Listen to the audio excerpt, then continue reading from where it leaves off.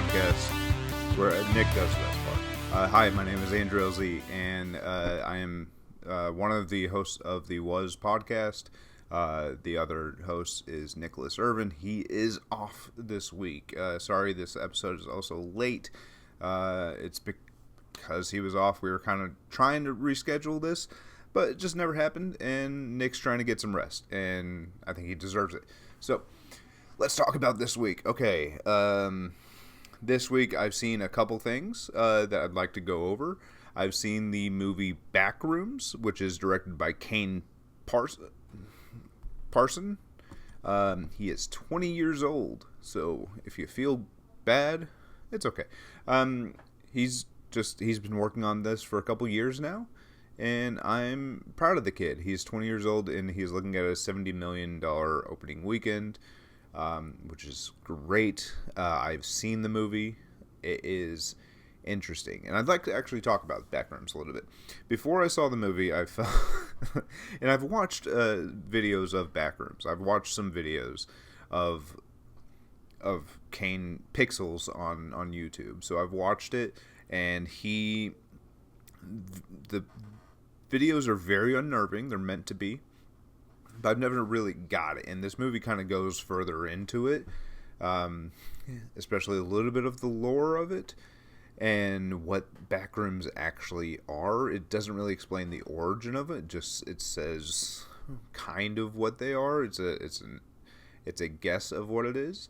And this movie. Like I said, before I saw the movie, I was like, I feel like this is just Gen Z's fear of being stuck in an office job, which is valid. Office jobs really suck, but it just feels a little bit like that. But it's interesting because whenever I did see the movie, it's set in the 90s, and the videos on YouTube have always been set in the 90s. So it really limits technology. It's not crazy until you get into the back rooms, and this movie is more of an exploration of somebody's trying to find themselves after a significant change in their life that they never like, and he just kind of takes some people down with him. Unfortunately, he also involves his, I'm assuming, court appointed therapist, maybe his actual, like, maybe a therapist where he's seeking help. But the way the character is written, it feels definitely court appointed. Therapy's therapy, so I mean, you kind of hope the guy was getting a little bit of help. It's set in the 90s, so like in therapy at that point was definitely a stigma. But it's interesting. This movie is wild because, like, whenever you finally get into the back rooms, the fear becomes, at least for me, it's how is he going to get back? It's you're watching him just keep going and going and going, and you're like, I hope he remembers. Like, I'm trying to remember the path that he's taken, and that was the fear for me. Like, how is he going to find his way back? Because it just never seems to end, and there's some sketchy stuff that happens throughout it. It's just that it's the glowing of the fluorescent tubes that makes it awful. Apparently that yellow is, like, scientifically made to make you feel uneasy as well. So it's definitely a movie. I feel like you're not going to feel as much of the tension if it's if you don't see it in theater, which, like I said, I really highly suggest it. The movie, I'm going to compare it to, like, a very odd comparison, but the movie Fall. The movie Fall definitely would have benefited from being seen in the theater, but it does not actually take it away from, like, whenever you watch it at home. I have certain distinctions on movies, like movies that I like watching during the day and movies that I like watching during the night. And Fall is, like, even though it's set during daytime, actually that one's kind of a tweener. Actually, my whole setup is completely wrong because I liked watching it at night, but that's kind of a day movie. Like I don't know, like it's hard to explain. Like it just happens whenever it happens. Like I never really know what anything's gonna be. But like for instance, like Boogie Nights. I feel like this is more of a night movie, whereas like Barbie is more like of a day movie. Nope is a great night movie. F1, weirdly, night movie. Where? Why am I talking about this? Nobody gives a shit. But do you have a night movie? Do you have like movies that you definitely feel would benefit being watched during the day rather than watched during the night, and then also vice versa? Movies that definitely feel better at night than they do at day. I do. But yeah, Backrooms. Admittedly, I only gave it 4 out of 5 stars on Letterboxd, so I don't know what that says about me. I think 4 out of 5 is a good movie. It's not a great movie, and it's not the best movie. But I feel like Backrooms itself, Chiwetel Ejiofor is fantastic. Renate Rensve, I'm not particularly sure how to say her name. This might be her first like American movie, and she's like, they're both really really good. And then also you have the guy who did the I think they called the proto alien at the end of Alien Romulus. You get that guy in this movie as well. So good. I believe he's a Romanian now stunt actor, former basketball player, but good for him. I'm happy he's getting work. I also saw I Love Boosters, and I will say I do love Boosters. Keke Palmer, I love Keke Palmer, and also like if you haven't looked it up, I believe it was on the Hollywood Reporter Roundtable. Like Quinta Brunson, Hannah Einbinder, Rachel Sennett, and a couple other people were there. I don't recall everybody right now. Keke Palmer kind of broke the table by bringing up Two Girls, One Cup, and don't Google that. Just don't. It's not a good idea. But it was a very funny conversation. I was very the way Quinta says Kiki, like at some point, is just like one of the funnier things. But I saw I Love Boosters, and it stars Keke Palmer. She's fantastic in the movie. It's directed by Boots Riley. Boots Riley is great. If you haven't seen Sorry to Bother You, it's really good. He has a show, I believe, on Disney Hulu called I'm a Virgo, which is also very good. But with Boots Riley, I'm regurgitating basically what I've said like on Twitter and on Letterboxd. France gave us Michel Gondry, director of like not Lost in Translation, and Eternal Sunshine of the Spotless Mind. One of my favorite movies is The Science of Sleep. He's done he did Be Kind, Rewind. So he's a very visionary, specific director. So France gave us Michel Gondry, and Korea gave us Bong Joon-ho, who's given us movies like Parasite and Okta and Mickey 17 and The Host or Host. I can't. It's one of the two. It's Host or The Host. Very specific director. So France gave us Michel Gondry. Korea gave us Bong Joon-ho. And we have, as Americans, have given the world Boots Riley, and thank God for that, because I love Boots. Soundtrack in this movie is awesome. There's obviously a song that's been going around. It's like hey hey hi ho hey hey hi hey hey ho hey ho, and it's really good. It's got a really nice jazz beat, and it's very easy to dance to, very easy to move your body to. The fashion in this movie is so beautiful, and it's such a fucking cartoon. Like, it kind of sets up immediately how much of a cartoon it is, but it's also just very, very anti-capitalist. So, and also very weird. So, it's this movie not for everybody. If you are an adventurer in cinema, or just can appreciate a different voice than your own, watch Boots Riley, I Love Boosters. Go see it in the theater. I'm going to be completely clear with you. There were multiple walkouts during my showing. I was sitting next to a couple, and then there was a guy 2 seats over from me, and then another group of people on his right, and then people behind and front. You know how theaters work. But there's a specific scene with Lakeith Stanfield where he reveals himself and and we see a consequence of what he is, and it's very Boots Riley. It's very near the end of Sorry to Bother You. So if you haven't watched Sorry to Bother You, run, don't walk. That movie's incredible. Once again, Lakeith Stanfield's in that. Stephen Yin. Who else is in this? So is Tessa? I think Tessa Thompson might be in it, and Danny Glover. Steve Buscemi is a voice. Patton Oswalt, I believe, is a voice. It's a fantastic movie. But I Love Boosters is obviously it's the newest Boots Riley. Such, like, as I mentioned, such a cartoon of a movie that's talking about real fucking things.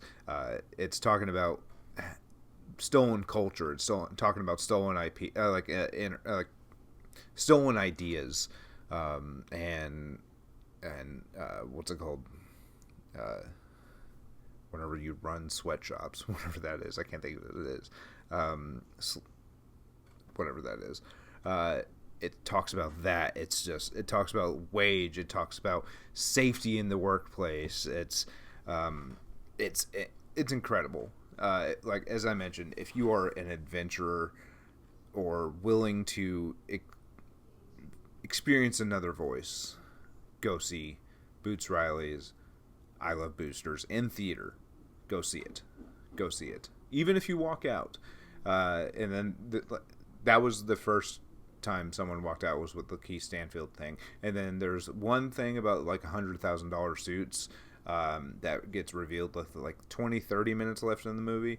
That was also the result of a couple more walkouts. That one's less sexual though.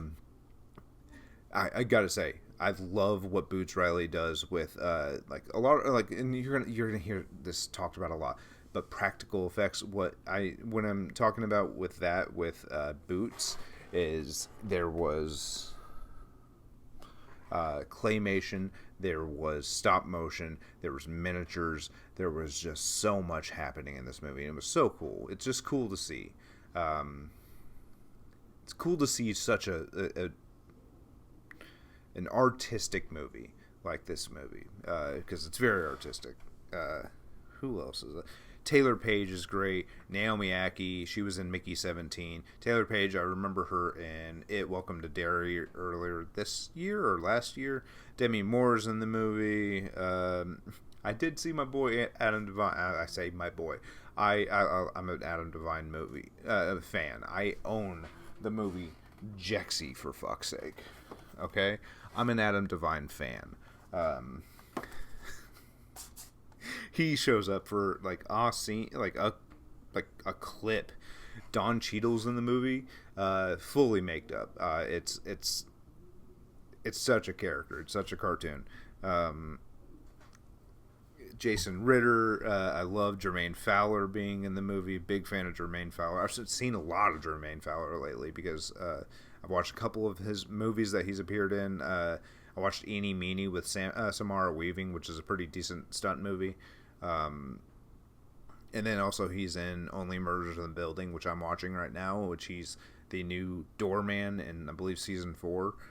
Love Jermaine Fowler. Been a big fan of him for a while. Great stand-up. He was on Crashing on Pete Holmes' show.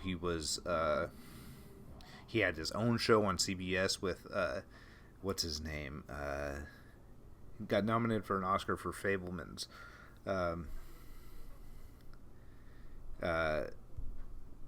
Judd Hirsch. He was in a show called Superior Donuts, which I thought was great, and it got canceled after like 2 or 3 seasons. It was such a shame.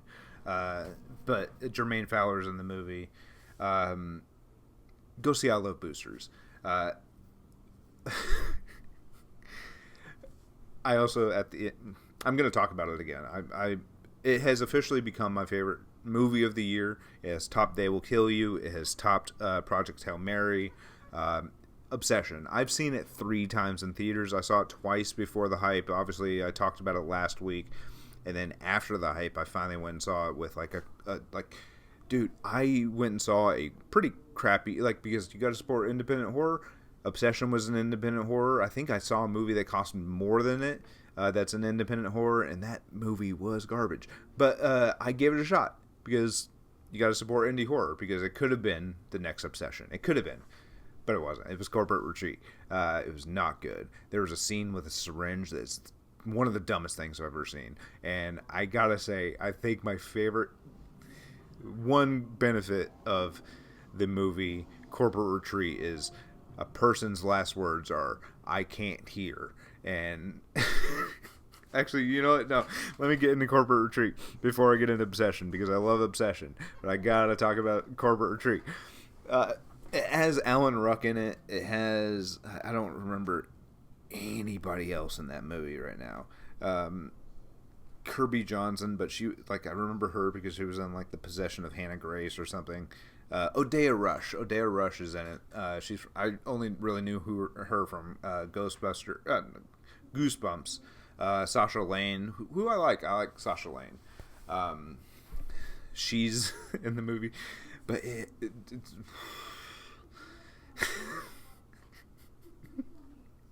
it ain't good. But I went and saw it because I gave it a shot. There's not 1, not 2, not 3. There are 4 eye gouging scenes, like, consecutively. And that's after, like, the worst bit of science I've ever seen in my entire life. It was, I imagine whoever that actor was who had to do it felt real embarrassed. But, like, I imagine the director was like, just do it. Nobody's going to care. I cared. But I saw the movie, and then I was like, maybe I'll sneak into Obsession. Maybe I'll sneak into a showing of Obsession. And there was one, like, right next to the other theater. I was like, let me just go jump in to see where it is. And I couldn't go in because it was completely full. That entire theater. It was a decent sized auditorium too. Every single seat. That was awesome. And then so a couple days ago, I saw a double feature of. I was there. I was there at the movie, and I went and saw. I saw I Love Boosters before that, and then I was like, you know what? I'll get a showtime of Obsession because I don't have to work in the morning. It was a late time, and it was like, once again, the entire theater was packed. The scene at 3:45 a.m. was so huge in that room. Like, it was like a younger audience. There was so much energy before the showtime. There was, like, so much chatter before of just, like, it was a younger audience, and all of us, like, they locked in immediately on that movie. They loved it. But that scene at 3:45 was such a moment for them, and they applauded at the end of the movie. Because it really is that good. It's like, people were saying, like, I think people have just been starved for like a good horror movie for a long time. But these are people who don't watch movies regularly. They're not at the theater every week. Like, I've seen TikToks where people say horror is so back. Horror's been back. You just weren't paying attention. Horror has been the most consistent theater experience the last 10 years. There's been, like, some of the best horror movies have come out in the last 10 years because they're influenced by those great movies from the 70s, 80s, 90s, less of the 2000s. Platinum Dunes. If you know, you know. Google it. but people are like, yeah, horror's so back with Obsession. No, horror's been back.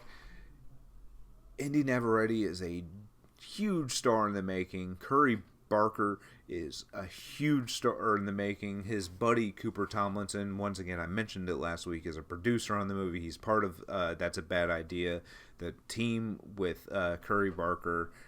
And I've been watching a lot of their stuff lately. Nick used to send me videos of them. I completely forgot about them. But now I'm rewatching them. There's so many layers, and you can see the bones of Obsession in it. You can see the bones of it. He's been doing Curry Barker, the director and writer and editor and everything of this movie, has been talking and saying I'm having so many of my heroes reach out to me, and I'm getting a lot of offers, and I've never thought I'd have to say or get the opportunity to even say no to a lot of stuff, but I'm having to say no to like heroes of mine. And that's a lot of stuff to put on a 26-year-old. But if you look at his body of work right now, he's got like 5 horror shorts on YouTube for free, and they're like 10 to 25 minutes. He's got like 5 of them, and they're great because he's had a vision. He's fucking 26. He's had a vision. So good for him. He's got another movie coming out later this year with Aaron Paul, and I believe maybe Jessica Chastain and Violet McGraw. I believe. No. Maybe. Who does he have in that movie? I know it's definitely anything but ghosts. It's Aaron Paul, Bryce Dallas Howard, and Violet McGraw. And Cooper Tomlinson as well. So I'm looking forward to that. I imagine there's a lot of pressure on that one, especially like with the success of Obsession, which has eclipsed $100 million on a $750,000 budget. It was bought by Focus Features and I believe Blumhouse for $15 million.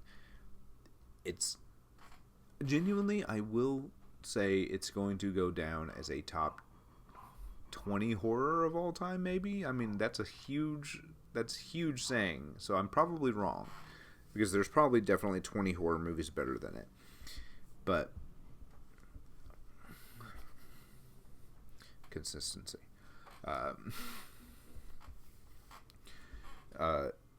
So it'll be interesting to see where he goes. Cooper has been saying like he's like the next Spielberg, because I believe Spielberg did Jaws at 26. So their comparisons are there. It's a huge comparison though. Very happy for him. Very happy for the entire team on Backrooms. It's a young production team, so like there's so much behind the scenes stuff that's been coming out, which is really cool. You love to see it because I mean they're all young people. They're just always had their phones out like recording. Why wouldn't they? It was a small film, and now it's this huge film. So I can't wait. I hope they push back the digital release just so it stays exclusively in theaters for longer, because it's still packed. Like it's like every weekend by weekend, it's getting bigger. And yet on Wednesday, it made more money than The Mandalorian and Grogu. That's Star Wars. It made more money in one day than Star Wars did. What is happening? It I've been hearing a lot. It's the greatest advertising is word of mouth. And if you make a good enough movie, this is a completely original idea. It's obviously like it's a wish. It's be careful what you wish for the movie, and it was perfect. It's a perfect movie. Production, directing, acting, writing. It's edited, sound design. It's a perfect movie.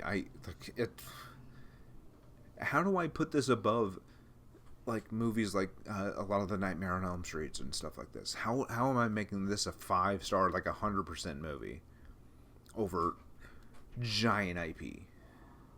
Because you put creative people in the right spot and give them the chance. Never been more inspired, honestly. It's inspiring. I also went and saw Top Gun Maverick back in theater. That was really cool. My audience sucked. They didn't laugh at anything. They didn't laugh at Bob. They didn't laugh at Bob. Like, what's your who are you? Bob? No, what's your call sign? Bob. They didn't laugh at that. Horrible audience. Great movie. Great movie. I enjoyed seeing it. Mando apparently made $100 million in the first weekend. I was at the theater multiple times this whole time. I definitely saw people there for Mando. Like, I walked out and you can't imagine how many rebel calf tattoos I saw. So many rebel calf tattoos. Actually, we're gonna make that the name of the episode: Rebel Calf Tattoo.